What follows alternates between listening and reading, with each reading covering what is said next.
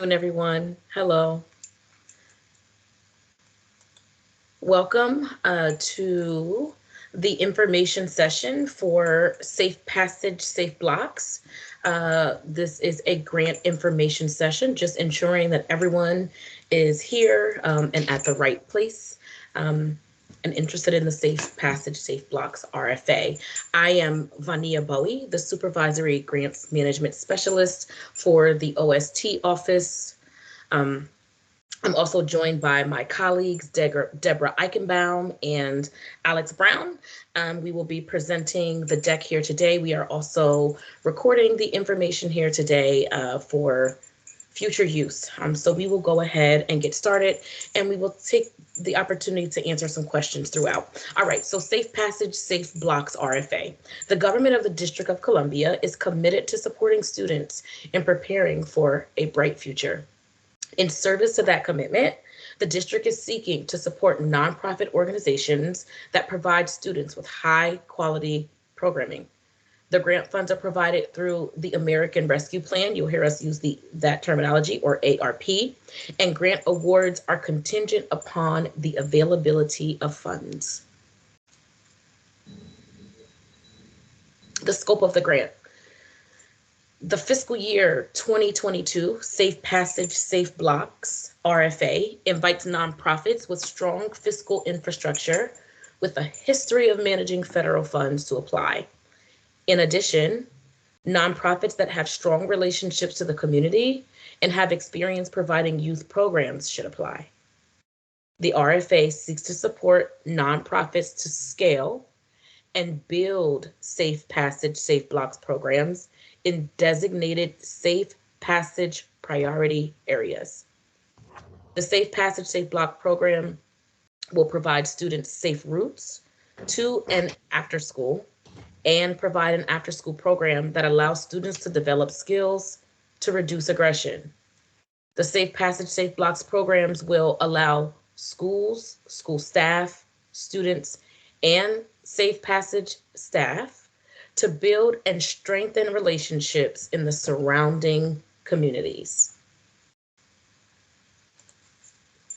Talk about funding. The total amount of funding for this RFA, the grant awards, are from a federal source, and grantees must be able to be compliant with federal requirements. The OST office anticipates awarding grants up to $2.6 million in fiscal year 2022. Again, grant awards are contingent upon the availability of funds. Applicants may request a maximum of $1.6 million. In order to receive the maximum grant award, the applicant must intend to hire a minimum of 60 part-time staff to deliver the program. A provider is expected to serve multiple schools within the Safe Passage priority area described. Any grant over $1 million must receive DC Council approval. The OST office maintains the right to adjust the grant award amount. Grant period and program period. The grant period is from November 2021 through September 30, 2022. The program period is from November 2021 through June 2022. We'd like to ensure that applicants are aware that the grant period and the program period vary. They are not generally the same. The target population that the Safe Passage, Safe Blocks program will serve. So the program must provide adults on the streets before and after school in at least one of the Safe Passage priority areas. The second component of the Safe Passage, Safe Blocks program is to deliver an intervention that will reduce aggression of students attending schools within the Safe Passage areas. Program locations and maximum staff. Applicants must propose to serve a minimum of one Safe Passage priority area. Each Safe Passage priority area may include public charter schools and/or DC public schools. Based on information provided by by MPD, the Metropolitan Transit Police Department, and the Office of the Attorney General, or by public schools, each priority area has a maximum number of staff allocated to serve that priority area. And we will take a look at that a little bit here. This is a slide where we have attempted to put all 7 priority areas here. So please review this RFA on the website. I will quickly run through this just as an example to show the locations and the number of staff. So for one, that's Lion Plaza and Waterfront. That serves Washington Global Public Charter School. That's Jefferson Middle School, Richard Wright Public Charter School, Eastern High School, and the maximum staff for priority area number 1 is 21, right? So the maximum number of staff to be placed on safe routes per day. So that's 21 staff on the route for that location per day. For number 2, in Acacia, that's Thurgood Marshall, Excel Academy, Savoy, Good Hope Road. And Good Hope Road. Savoy, that's TMA, Excel, and Savoy. The maximum number for that priority area, number 2, is 12. Sorry about that. And then number 3, since I said it, is Good Hope Road, Southeast. And that's DC Prep, Kramer, Ketchum. And the maximum number of staff placed on that route is 12 per day. So you can see for all of the 7 routes, it describes the actual priority area, the schools within it, and the number of staff that need to be on those routes per day. We'll talk about program design and then I'll stop for questions. The Safe Passage, Safe Blocks program must have 2 components. The first component is paid employees on the streets before and after school in one of the Safe Passage priority areas to ensure students and families can travel safely to and from school and other activities. The second component of the design is to identify and provide programming for targeted students to participate in an intervention that will reduce aggression and conflict. Applicants may partner with other organizations to provide services to meet both program components. Okay, I'll stop quickly. If there are any questions, if anyone wants to come off of mute, we will also accept and encourage questions in the chat. And if for any reason we don't have or can't provide the answer here, we will provide them in an open Q&A document that you will hear about a little later. But any questions?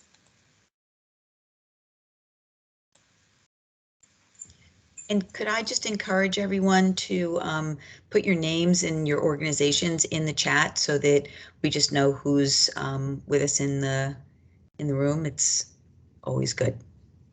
Thank you, Deborah. All right, we'll keep going. We'll talk about. Hi. Sorry, my name is Brittany. I'm from NARC. I just want to confirm. So you're saying it will be staffing within these community areas, and then for the aftercare, the site will be at the school. Let me clarify exactly where the sites should be for the programmatic piece. Okay.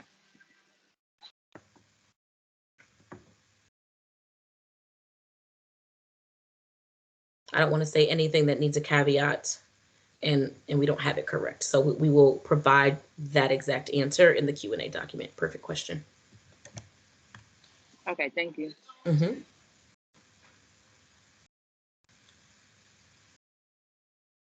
All right. I see someone typing in the chat, but we will move forward with outcomes. All right.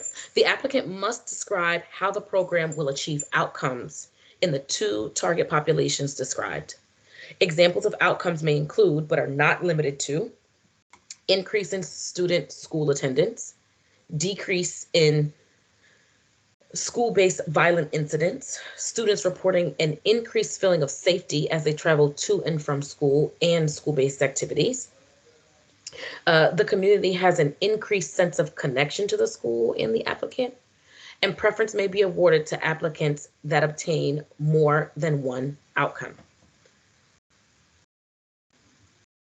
We'll move into eligibility and requirements.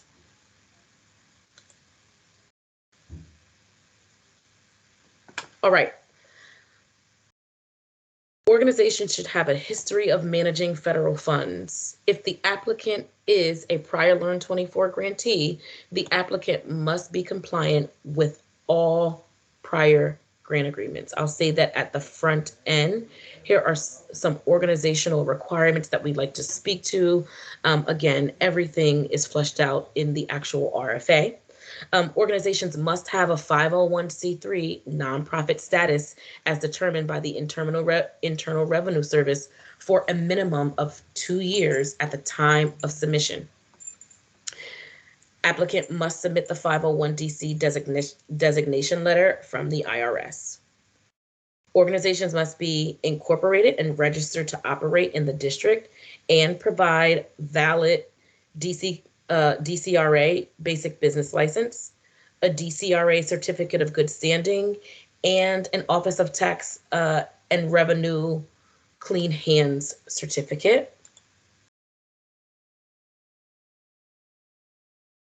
Also providing some information here on the DCRA process. For organizations that need a basic business license, you will see that sometimes it's BBL. For foreign corporations that need to register as a foreign entity in DC, can either, one, review the dcra.dc.gov website for additional information, or two, there are specific resources for small businesses, including trainings at the website link posted here. We will also provide this PowerPoint, so those links are active, and you can always contact Learn24 at dc.gov with questions anytime.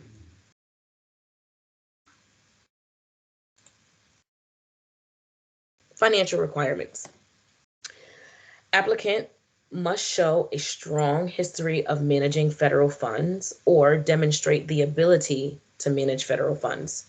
The applicant must include copies of current balance sheet and profit and loss statement, 2 years of the most recent IRS 990, 990EZ or 990N, and any schedules filed, a board approved organization budget, of course, a program budget, 2 years of audit reports by an independent CPA completed within the last 24 months, or a letter of engagement to have the audit completed within the next 12 months.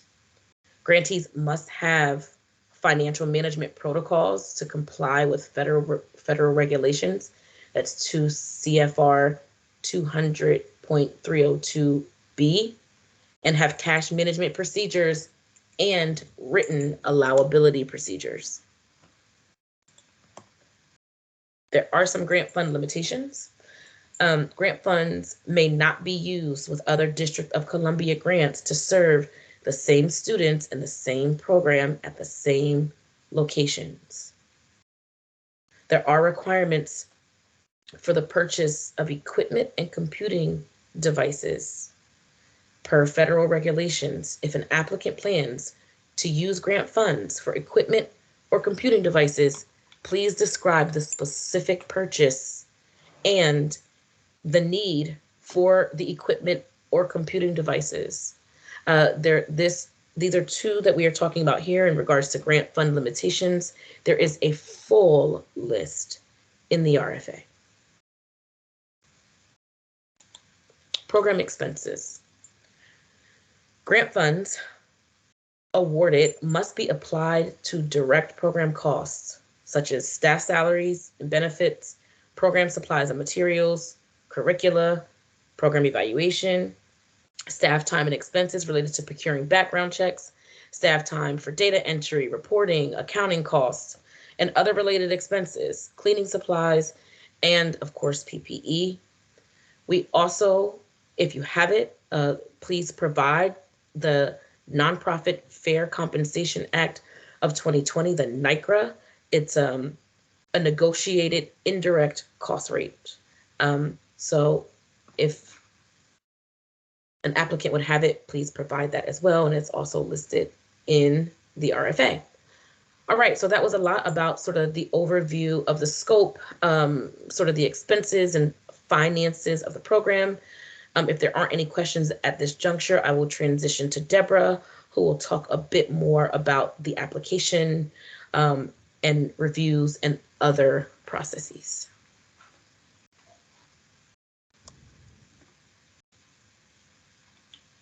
Hi, everyone. I'm just going to give you a minute to see if there's any questions before I jump in.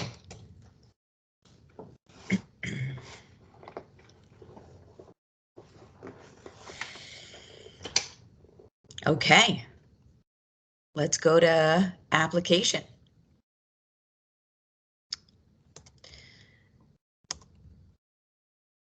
So the applications that fail to follow the requirements or do not meet eligibility, or an applicant that fails to submit all required documents will not be considered.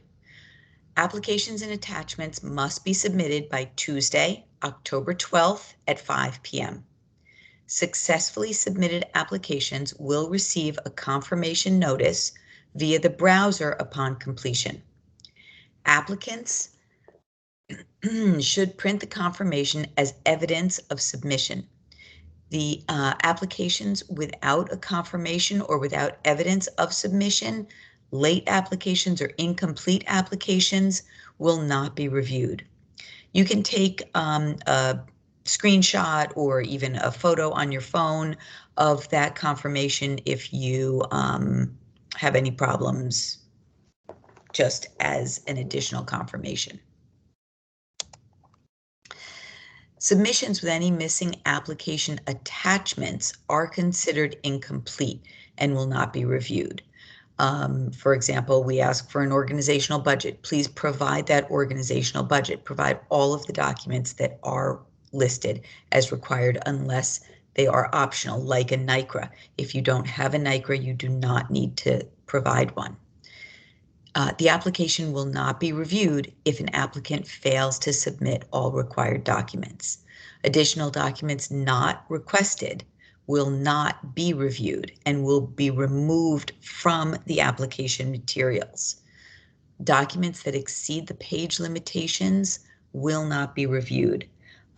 There are places in the application that say like a preference will be allocated if you have a letter from specific schools in those priority areas. Things like that are allowed. They are not required. If you don't have a letter, you can still send in an application. But if you do have a letter, please provide that as well. The narrative. Responses should be written according to the sections in the same order that the section states in order to receive the maximum point allocation. Organizing the narrative by sections with the corresponding header is what we suggest. The narrative includes the budget narrative, but the actual budget calculations may be separate documents and will not count towards the maximum number of pages. The budget narrative should be included in the narrative. In other words, when you explain what's happening in your budget and why you are allocating your resources as you are. That part is included in the 10-page maximum. So this part is exactly what we tell reviewers. We tell them that they should read by section, one section at a time. And excuse me. So if an answer is not found in a particular section, they don't need to give an application credit for that, even if the information is there, because these are volunteers. They come and read your applications, and we tell them you can read one section of the application, score it, and then maybe go to dinner or whatever. But it is not incumbent on them on the reviewer to score points to a section if the information is found in a different area. So we ask that you put yourselves in the reviewer's position, since this is precisely what we tell them, and information that we would suggest that you follow. And as a shameless plug for the OST office, you can become a reviewer at any time. Please sign up to be a reviewer. It can be found on our website, learn24.dc.gov. You would not be allowed to review for a competition that you are applying for, but we have lots and lots of competitions. So please become a grant reviewer and help out the OST office. The narrative format. Please follow this format precisely. Use 1-inch margins, 11-point Times New Roman font. The figures and captions can be smaller in an 8-point font. Number your pages of the document consecutively. That is important. Everything is important, but use single spacing. The use of tables, graphs, or charts is permitted, but it also will count towards the narrative page limit.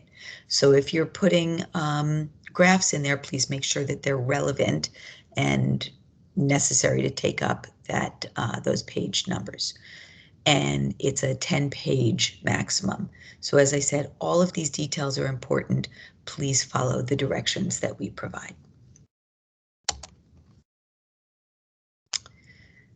For the budget. Budgets are required, as I said before, as part of the narrative, and the budget narrative should be included in that 10-page maximum. The financial attachments can be any length and any format. Provide program and organizational budgets.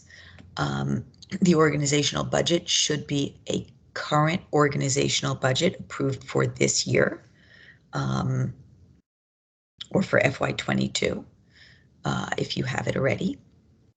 Everybody works on a different fiscal year, so that's according to your organization. Detail how the grant award will be used. Describe other sources of funding and the status of that. In other words, if it's already secured or if it's pending, and provide all necessary documentation. Important dates. So the RFA was released on September 10th. Today, September 24th, is the grant information session. October 5th is the last day that questions may be submitted. And October 8th is the last day that answers will be published. October 12th is when completed applications are due by 5 p.m. Those are due, those are to be submitted electronically. And that is the cutoff. It is not 6 o'clock. It is not 5:30. It is October 12th at 5 o'clock. We keep the rest of the month of October if we need to ask specific questions to applicants to clarify their application. And in November, the announcements will be made.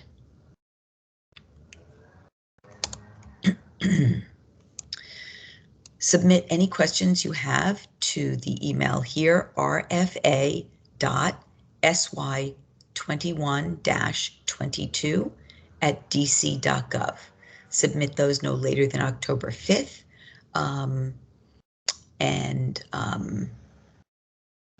We have, and the last day that publication will be made for questions and answers is October 8th. And we will answer questions as they come in. Just give us about 2 to 3 days and those will be up. I believe might be 36 hours in the RFA. I'm not exactly sure. Okay, moving on. So before I move on to the review process, are there any questions on application? Yes, this is Brittany again from NARC. For the partnership part, if the organization is working with partners to apply, are those partners expected to respond to those questions individually or a collective response from the leading, I guess, like the applying organization? Great question, thank you. It would be from the applying organization. You will take their information and include it. So if you are doing, for example, the part of the priority area where you're putting adults on the street, you would speak to that, and then you would talk about the partner that you are working with or the contractor, and say XYZ organization is providing these services for the program component of this grant. Okay, thank you. Certainly. But yes, one application, please. Any other questions?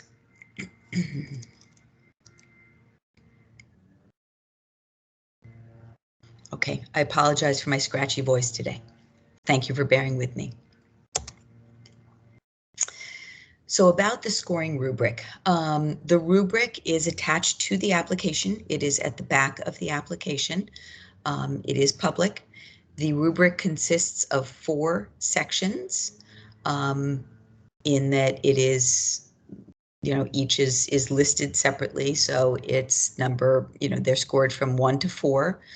There are check boxes, and those are listed under each description, and applicants will receive their completed scoring sheets. Please get familiar with the rubric, understand it, since that's what reviewers use to score your applications.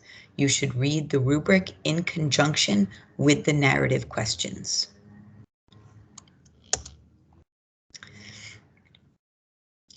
So on to scoring. Applicants may receive up to 128 points in the rubric. As I've said before, there may be priority points listed for other aspects. This is just for the rubric that I'm discussing. Organizational history and staff experience are 12 points. Program design, safe routes, 36 points. Program design after school program, 20 points. Partnerships, 20 points. Program measures, 16 points, and the budget and budget narrative, 24 points. Reviewer scores will be used to calculate a final score that is then used to rank the applications. The scores and ranks are used by the OST office to make final award determinations. The district may provide additional points for priorities to ensure equity across the district, and additional points will be awarded consistently and objectively based on the information provided in the application. Each proposal will be reviewed by 3 reviewers using the scoring rubric and a final consensus meeting. The OST office recruits and accepts reviewers who have a background and knowledge of safe passage and youth programming. All reviewers are screened for conflicts of interest, and each reviewer will receive training on how to score using a scoring rubric. And did I mention that anyone can apply to be a reviewer? I think I did.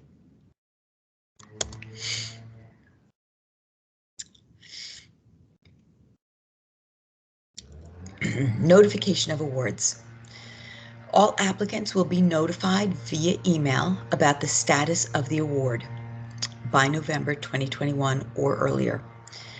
Applicants will receive reviewer score sheets in December, and applicants should ensure that the email address rfa.sy21-22@dc.gov is on your list of acceptable email addresses to ensure receipt of emails related to this grant competition. This is the email that we will be sending either questions from or announcements from.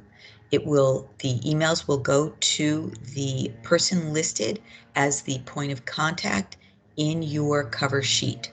I can't say enough times how important it is to make sure that this email address is on your list of acceptable addresses so that emails sent from this account do not get stuck in your trash or junk mail. This is the email address the OST office will be using. All funding decisions are final and are not subject to review, appeal, or protest. So just one more plug on that email address, it is possible that we send you an email and ask for you to answer that email within 24 or 48 hours. If we don't hear from you because it's stuck in your junk mail, that is not something that we can take as an excuse. Since the OST office is accountable to the taxpayers, we do have strict compliance measures.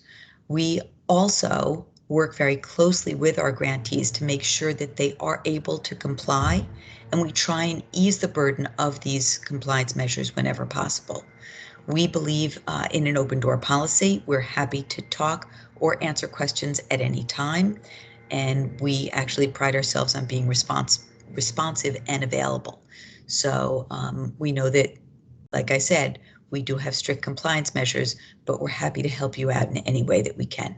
So some of our grant requirements, if you are awarded, would be to attend grantee meetings and activities, participate in research and evaluation activities, comply with the insurance requirements, participate in administrative and programmatic site visits, and provide required documentation, ensure that all staff acquire the required clearances, utilize the district's database, CitySpan, provide programmatic updates and reports, provide financial documentation as required, report all incidents as mandated, and complete all required trainings.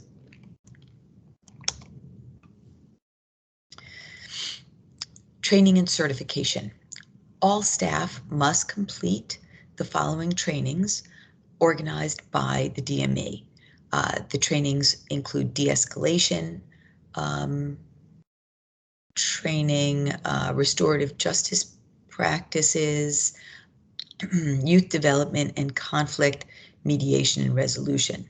Training hours will not exceed 60 hours and are required by each Safe Passage staff.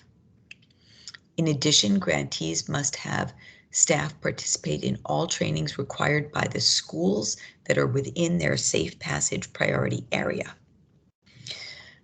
The applicant must designate at least one staff member that will attend the monthly Safe Passage community meetings and the bi-monthly Student Safety and Safe Passage Working Group meetings.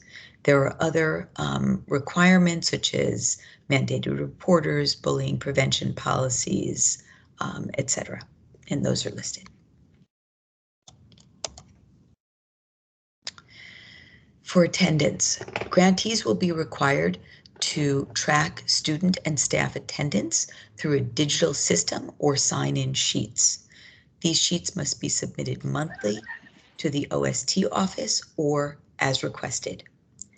Grantees must also track staff time and attendance related to the grant in compliance with the federal uniform guidance on staff time, and that's 2 CFR 200.430I. And we have a link to that as well.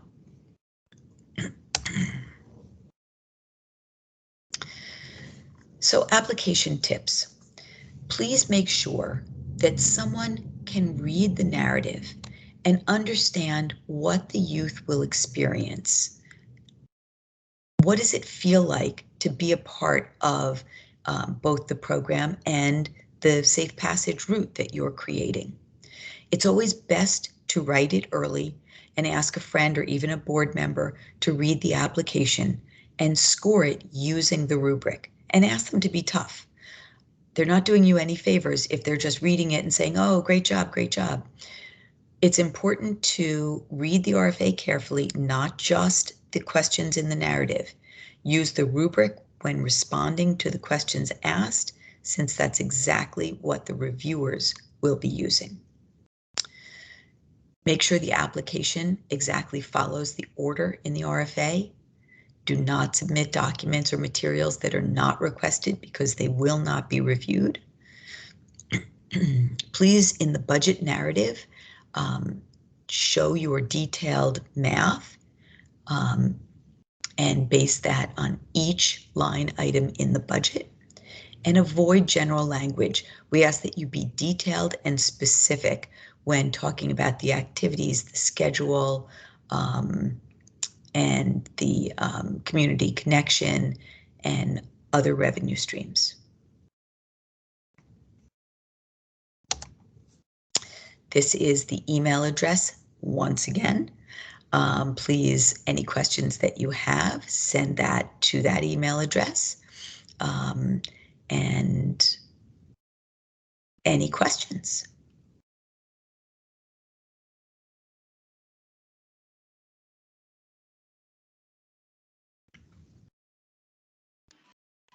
No, I don't have any questions. Okay. Well, I think we'll give it a minute or two to see if anybody wants to sit with that information we just gave. Otherwise, Vania, anything else you want to add?